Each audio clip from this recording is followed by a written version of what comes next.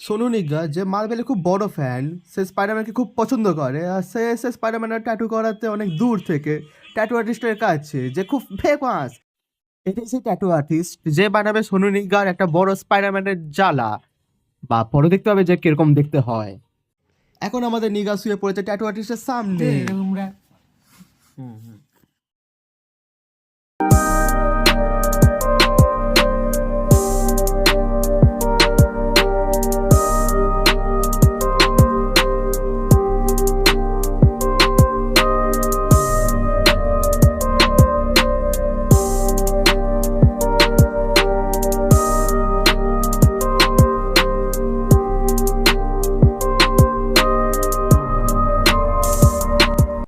এখন আমরা সোনু নিগার কাছ থেকে একটু রিভিউ শুনে নেবো তার ট্যাটুটা কেমন লেগেছে।